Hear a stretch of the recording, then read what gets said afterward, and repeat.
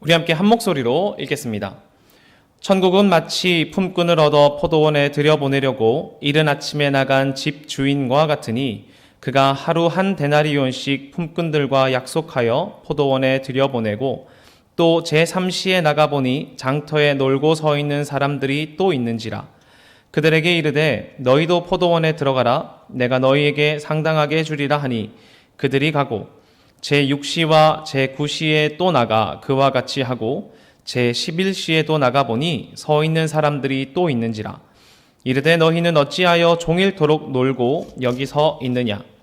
이르되 우리를 품꾼으로 쓰는 이가 없음이니라. 이르되 너희도 포도원에 들어가라 하니라. 저물매 포도원 주인이 청지기에게 이르되 품꾼들을 불러 나중 온 자로부터 시작하여 먼저 온 자들까지 삭을 주라 하니 제11시에 온 자들이 와서 한 데나리온씩을 받거늘 먼저 온 자들이 와서 더 받을 줄 알았더니 그들도 한 데나리온씩 받은지라.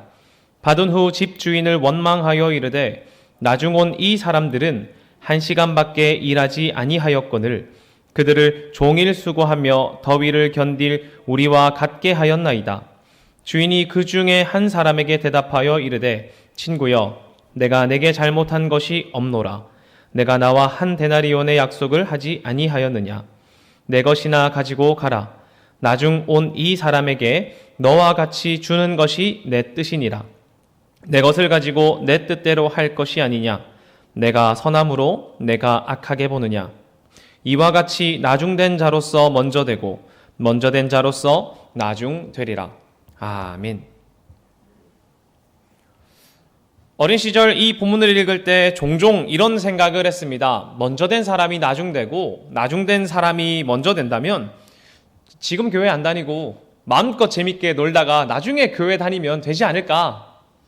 여러분 혹시 이런 생각 해보신 적 없으십니까? 아마 말씀은 안 하셔도 마음속 깊은 곳 어딘가에 한 번쯤은 해보셨을 것 같습니다.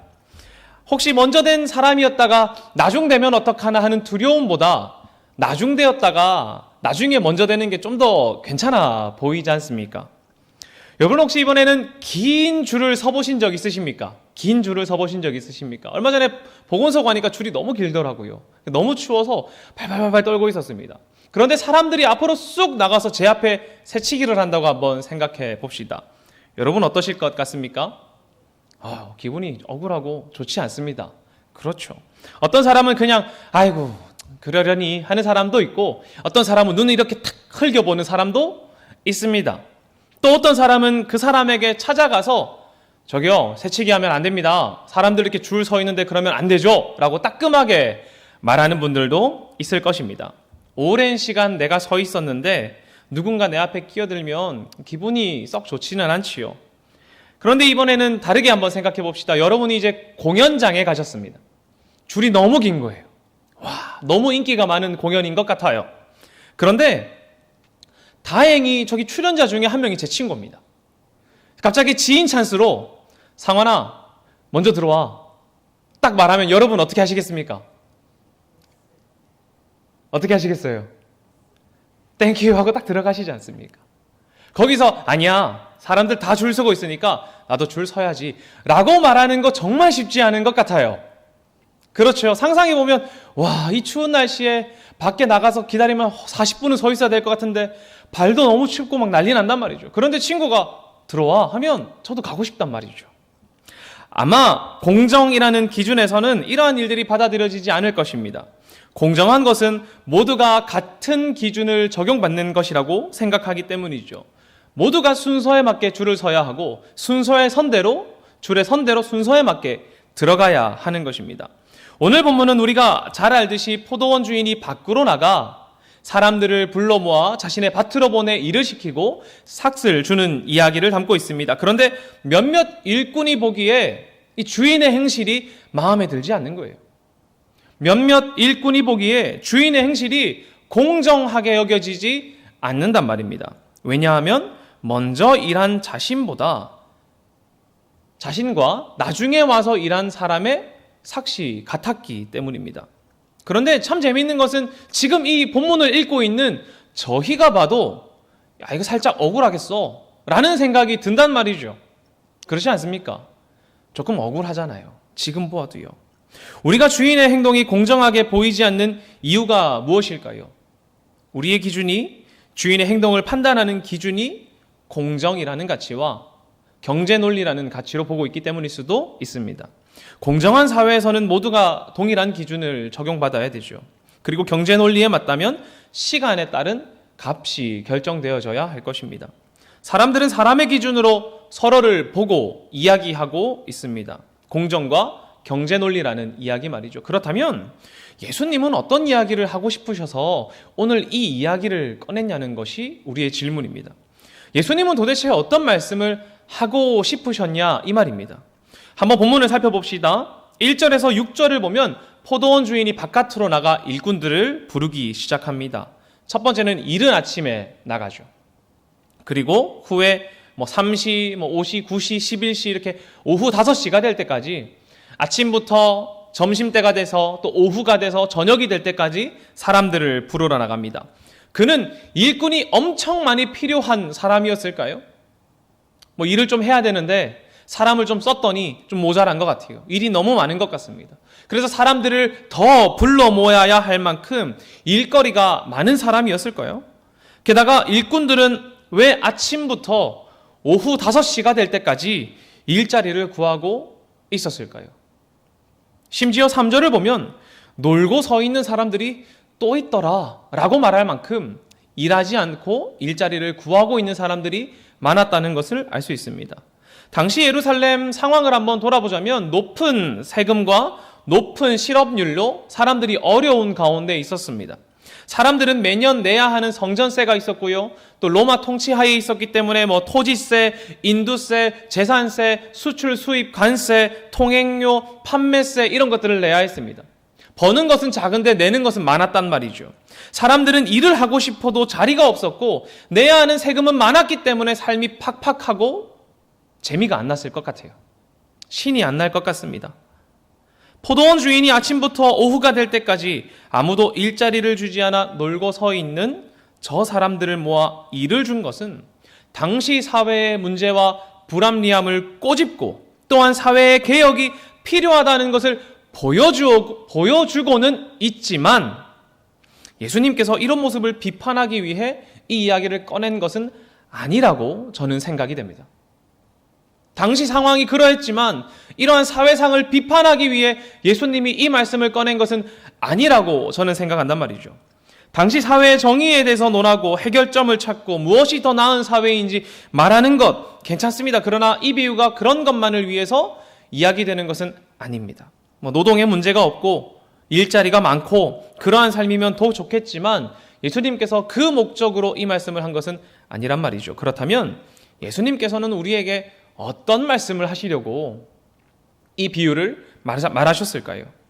이 말씀을 조금 더 입체적으로 이해하기 위해서는 두 가지를 염두에 두어야 합니다. 하나는 앞장의 내용과 이어서 봐야 한다는 것이고요. 또 하나는 시선을 바꾸어야 한다는 것입니다. 첫 번째는 앞장의 내용과 이어서 보는 것이고 두 번째는 시선을 옮기는 것입니다. 앞장의 내용을 살펴보면 19장 30절에는 본문과 비슷한 말이 하나 나옵니다. 한번 읽어보겠습니다. 19장 30절입니다. 그러나 먼저 된 자로서 나중되고 나중된 자로서 먼저 될 자가 많으니라. 비슷하지 않습니까? 오늘 본문의 이야기와 말입니다. 먼저 상황을 한번 보겠습니다. 재물이 많은 청년이 예수님에게 나와 이렇게 물어봅니다. 어떤 선한 일을 해야 영생을 얻을 수 있습니까? 이렇게 말이죠.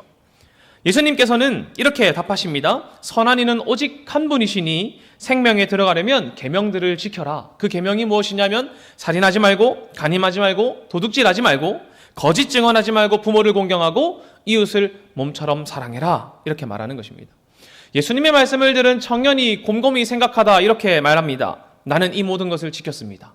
그런데 무엇이 부족합니까? 예수님은 온전하고자 한다면 가서 소유를 팔아 가난한 자에게 모두 주고 나를 따르라 이렇게 말씀하시죠. 그러자 청년이 근심하며 돌아갑니다. 근데 그때에 이 말씀을 듣던 제자들이 이렇게 말하는 것이죠. 마태복음 19장 27절인데요. 함께 읽어볼까요? 이에 베드로가 대답하여 이르되 보소서 우리가 모든 것을 버리고 주를 따랐사온데 그런즉 우리가 무엇을 얻으리이까? 모든 것을 버리고 가난한 자에게 나눠주고 나를 따르라고 말씀하시자 청년은 근심함에 떠났습니다. 그 말을 들었던 제자들이 말하죠. 예수님, 우리는 모든 것을 버리고 주님을 따랐습니다. 그러면 우리는 무엇을 얻습니까? 그에 대한 예수님의 대답이 이러합니다. 28절에서 30절인데요. 함께 읽겠습니다. 예수께서 이르시되 내가 진실로 너희에게 이르노니 세상이 새롭게 되어 인자가 자기 영광의 보좌에 앉을 때에 나를 따르는 너희도 12 보좌에 앉아 이스라엘 12 진파를 심판하리라. 또 내 이름을 위하여 집이나 형제나 자매나 부모나 자식이나 전토를 벌인 자마다 여러 배를 받고 또 영생을 상속하리라. 그러나 먼저 된 자로서 나중되고 나중된 자로서 먼저 될 자가 많으니라. 아멘. 19장 30절에 어떻게 말합니까? 먼저 된 자가 나중되고 나중된 자가 먼저 되는 사람이 많다. 그리고 20장 16절에 이렇게 말하죠. 나중된 자로서 먼저 되고 먼저 된 자로서 나중된다. 슬슬 헷갈리지 않습니까? 제가 읽어보면서도 헷갈리더라고요. 거의 비슷해 보이지만 먼저 된 사람과 나중된 사람의 순서가 조금은 다릅니다. 그러므로 19장의 마지막 부분과 20장의 앞부분은 이렇게 연결된 문맥 안에서 배치된 오늘의 본문은 이 먼저 된 사람과 나중된 사람 사이를 이해하는 해설의 역할을 한다고 볼 수 있습니다. 오늘 본문은 누가 먼저 되었다가 나중되느냐, 이거에 대한 해설이라고 보실 수도 있단 말이죠. 그렇다면 우리는 이 두 말씀 사이에서 이 본문을 어떻게 읽어야 할까요? 과연 이 두 말씀 사이에서 드러나는 예수님의 관심은 무엇이냔 말입니다. 우리는 앞서 공정에 대해서 이야기했습니다. 공정함에 대해 얘기했죠. 내가 무엇을 했을 때, 내가 무언가를 드렸을 때 합당하게 무언가를 받는 것, 내가 먼저 줄을 섰으니 먼저 들어가는 것, 이러한 것을 공정이라고 보았습니다. 그런데 예수님의 시선은 이 공정이 아니라 자비라는 것이죠. 19장 부자 청년이 예수님께 간구한 것은 영생입니다. 무엇을 해야 영생을 얻냐고 말이죠. 그러자 예수님께서는 우리가 무엇인가를 해서, 무언가를 드려서, 무언가를 잘 해야 영생을 받는다, 이렇게 말씀하지 않으신단 말이죠. 이러한 보상의 개념이 아니라 하나님께서 이끌어 가시는 자비라는 것을 강조하십니다. 19장 26절 한번 읽어볼까요? 이렇게 말합니다. 예수께서 그들을 보시며 이르시되 사람으로는 할 수 없으나 하나님으로서는 다 하실 수 있느니라. 아멘. 사람이 무엇을 하는 것이 아니라 하나님께서 하신다고 말씀하십니다. 이는 낙타가 바늘기로 들어가는 것이 부자가 하나님 나라에 들어가는 것보다 더 쉽다라는 말에 제자들이 그러면 누가 구원을 얻습니까?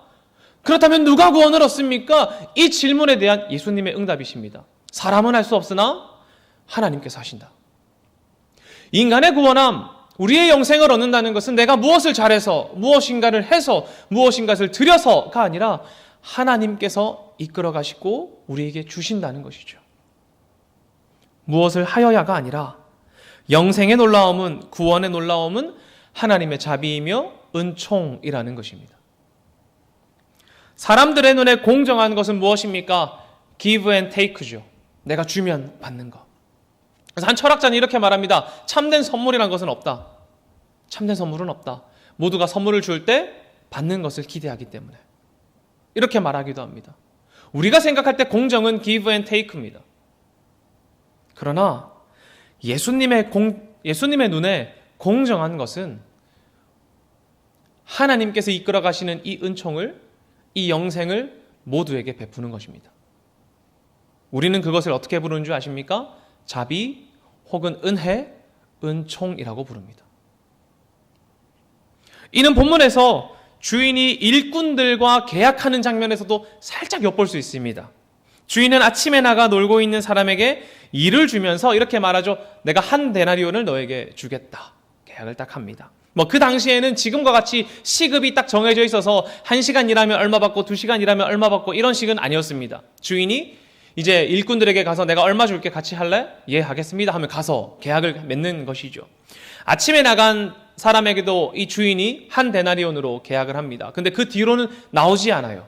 얼마에 계약하는지 나오지 않습니다. 그러나 계산할 때, 결산할 때 딱 나오죠. 나중에 온 사람들을 먼저 불러서 값을 주실 때도 한 데나리온씩 주십니다. 여기서 주인의 관점을 우리는 보아야 합니다. 처음 온 사람도 한 데나리온으로 계약하고 나중에 온 사람도 한 데나리온으로 계약한 주인의 마음 말입니다. 주인은 왜 사람들을 데려다가 일을 시켰을까요? 사실 제가 그 주인도 아니고 예수님의 비유를 완벽하게 이해해서 본문에 나와 있지도 않은 주인의 마음을 흡족하게 딱 알 수는 없을 것 같습니다. 그러나 문맥과 예수님의 가르침에 비추어 보아 주인의 마음을 예상해 보면 아침에도 한 데나리온으로 계약하고 오후에도 한 데나리온을 준 주인의 마음을 예상해 보면 이런 것 아닐까 싶습니다. 아마도 더 많은 사람들에게 자신이 베푸는 은혜를 맛보게 하고 싶다. 주인이 밖에 나가 놀고 있는 사람들에게 일거리를 주는 것, 시간이 지날 때마다 밖으로 나가 사람들을 찾으며 그들에게 일자리를 주고 심지어 일할 시간이 1시간밖에 남지 않은 그 상황에서도 사람들과 계약을 하며 자신의 밭으로 부른 것.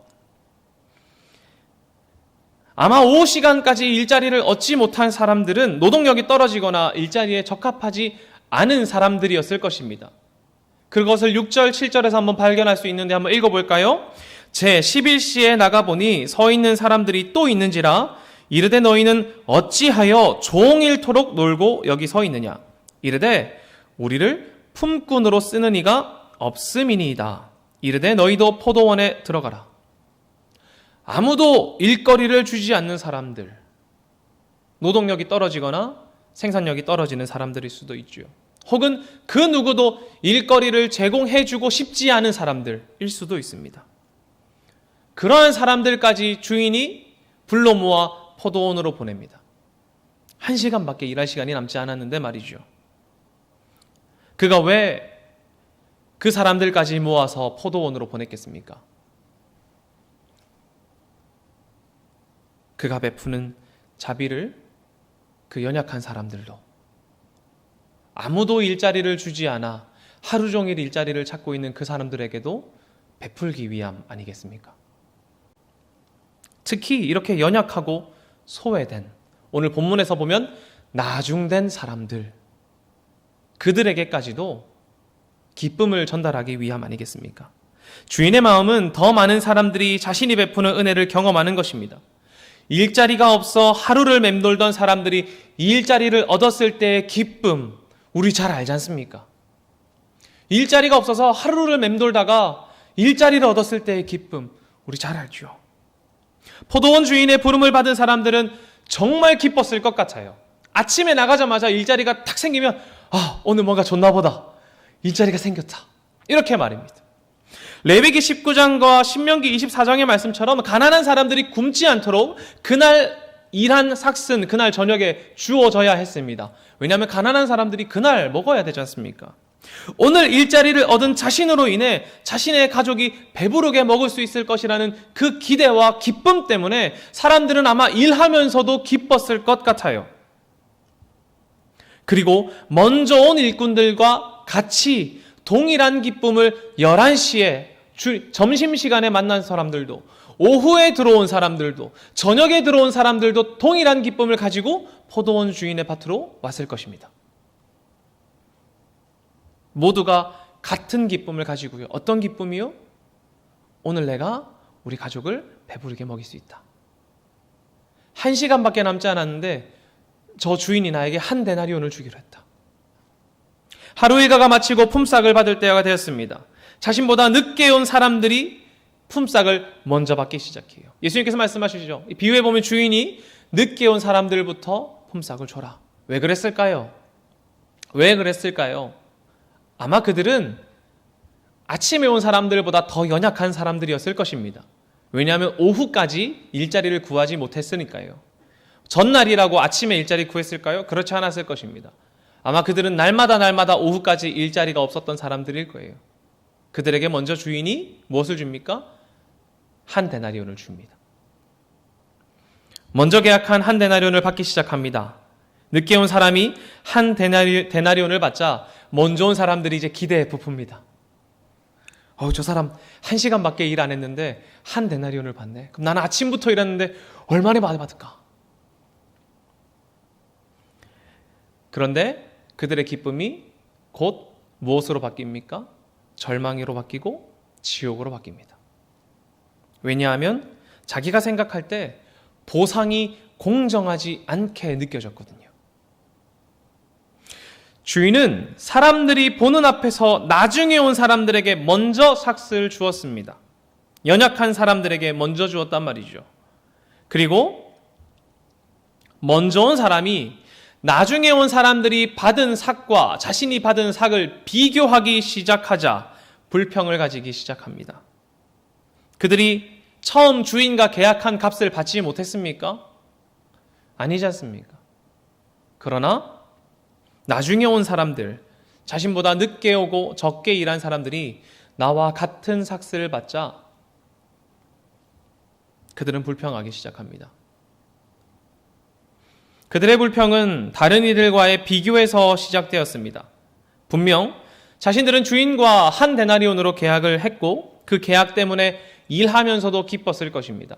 남풍이 불어 우리를 덥게 해서 힘들었지만 오늘 하루 무언가 결과물이 있다는 것에 기뻤을 것입니다.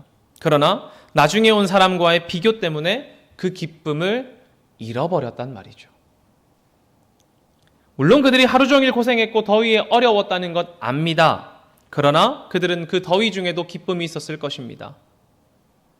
일자리가 없다가 일자리가 생겼고 한 데나리온을 나중에 받아서 가족들과 맛있게 먹어야겠다라는 생각 때문에 즐거웠고 오늘 아침에 운이 좋게도 한 인품이 좋은 주인이 나와 나를 아침부터 일자리를 주었으니 기뻤을 것입니다. 그러나 나중에 온 사람들과 비교하기 시작하자 내가 먼저 왔다는 순서를 생각하자 기쁨을 잃어버렸습니다. 주인이 베푼 은혜를 깨닫지 못하고 하루 종일 일한 자신과 다른 사람들을 비교하며 자신이 다른 사람들보다 늦게 온 사람들보다 더 많은 보상을 받을 것이라고 기대하는 모습. 이 모습은 아마 제자들이 가지고 있는 모습이었을 것입니다. 예수님, 나는 모든 것을 버리고 주님을 따랐는데 우리는 무엇을 얻을 수 있습니까? 라고 물었던 그 제자들 말입니다. 분명 제자들은 자신이 먼저 온 사람이라고 생각했을 것입니다. 그리하여 주를 따르는 우리는, 주님과 함께 먼저 고생하고 있는 우리는 하나님의 보상을 더욱 받을 수 있지는 않을까? 예수님은 이 마음에 경고를 던지십니다. 그것은 주인의 마음이 아니라고요. 주인의 마음은 그러한 것이 아니라고요. 그러한 마음을 가지는 건 우리 안에 있는 그 기쁨을 던져버리는 행동이라고 말입니다. 제자들은 분명 먼저 된 사람들입니다. 먼저 포도원에 와 기쁨을 누리고 있는 사람들이죠. 시선을 일하고 있는 것이 아니라 기쁨에 한번 더 보십시오. 그들은 먼저 포도원에 와 기쁨을 누리고 있는 사람들입니다. 그러나 그들이 만약 먼저 온 품꾼들과 같이 나중에 온 사람들의 보상을 보고 자신의 보상을 더욱더 기대한다면 그들은 결국 나중될 사람이 될 것입니다. 하지만 자신이 경험하고 있는 이 은혜의 기쁨을 나중에 온 사람들도 가지고 있음을 보며 함께 기뻐하고 함께 즐거워하고 함께 축하한다면 이들은 분명 주인의 기쁨에 참여하는 사람들이 될 것입니다. 예수님께서 제자들에게 이 말씀을 하시는 이유는 먼저 온 너희가 하나님의 은혜에 불평하지 말고 주는 대로 받아라, 이런 말씀을 하시려고 하시는 것이 아닙니다. 오히려 하나님께서 우리에게 베풀어 주시는 은혜를 나중된 사람들과도 함께 기뻐하는 주인의 마음을 가져야 한다.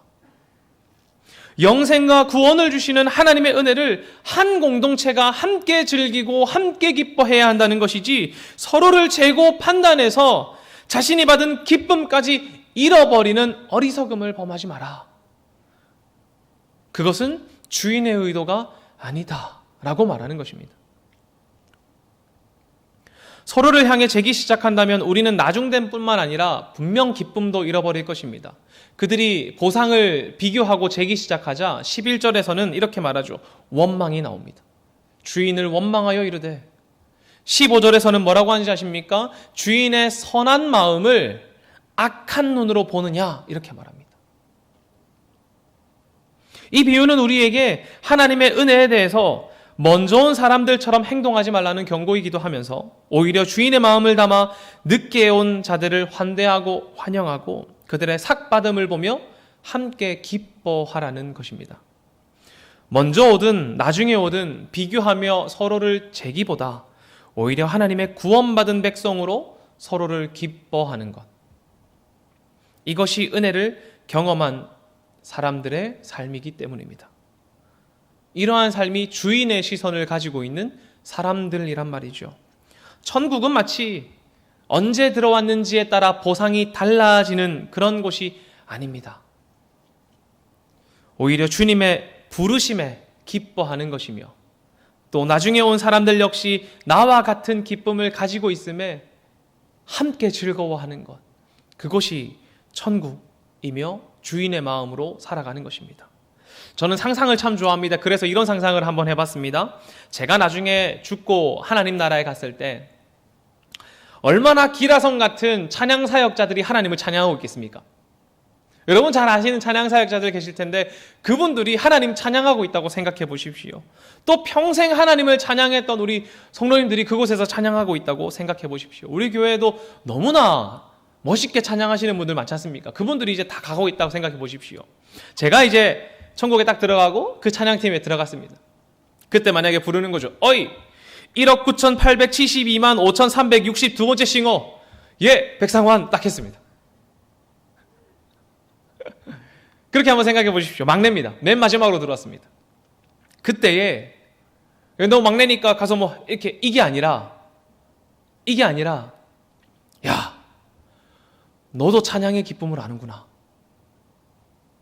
야, 나 너랑 찬양해서 너무 즐겁다. 우리 함께 찬양하자. 그곳이 천국이란 말이죠.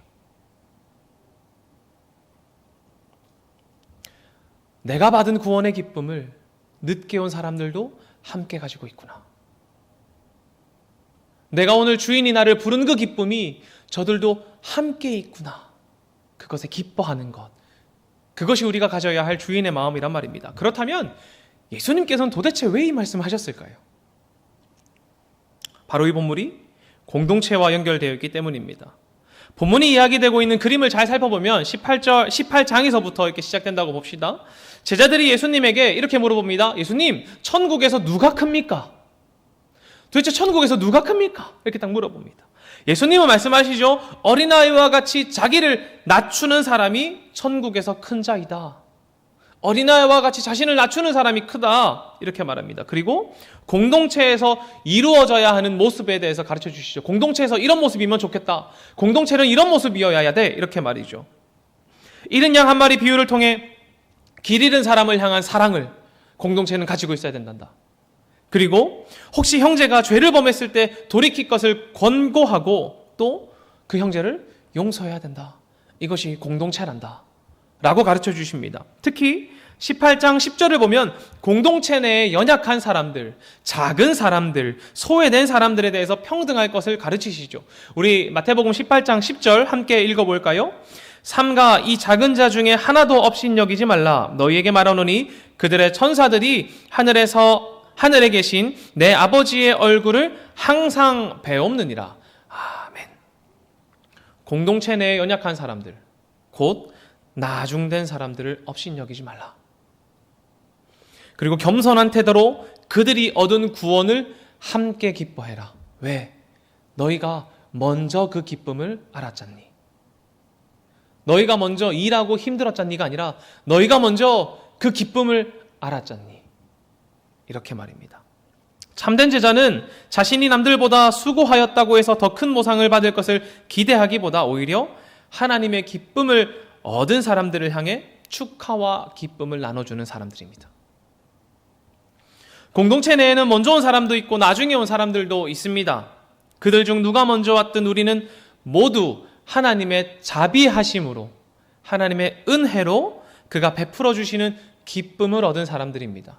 내가 무엇을 잘하여서, 무엇을 바쳐서, 무엇을 해서가 아니란 말이죠. 우리를 향한 하나님의 마음은 우리 공동체가 먼저 된 자든 나중된 자든 모두가 하나님의 부름받은 사람임을 기억하고 서로를 즐거워하는 것, 서로를 기뻐하는 것, 그리고 환대하는 공동체가 되는 것입니다. 포도원 주인의 마음을 가지고 우리 공동체 안에서 나중된 사람들을 기뻐하고 환대하는 마음을 누린다면 우리는 오늘 이곳에서 천국을 누릴 것입니다. 사랑하는 동네 중앙교회 여러분, 우리 한번 서로 얼굴 한번 잠깐 볼까요? 우리도 적게 오셨기 때문에 더 보기 쉬울 것입니다. 또 우리 가정에서 예배하시는 분들은 가족만 계시기 때문에 얼굴 보시기 참 편하실 텐데 한번 보시면서 이렇게 말했으면 좋겠습니다. 당신과 함께 있어 정말 행복합니다. 한번 해볼까요? 시작! 당신과 함께 있어 정말 행복합니다. 한 번 더 하겠습니다. 당신과 함께 예배해서 정말 행복합니다. 시작! 당신과 함께 예배해서 정말 행복합니다. 아멘. 여러분, 서로를 향한 기뻐하는 마음이, 즐거워하는 마음이, 사랑이 느껴지십니까? 그렇다면 우리가 모인 이곳이 천국과 같을 것입니다. 우리 매일 이렇게 천국을 살아가면 좋겠습니다. 기도하겠습니다.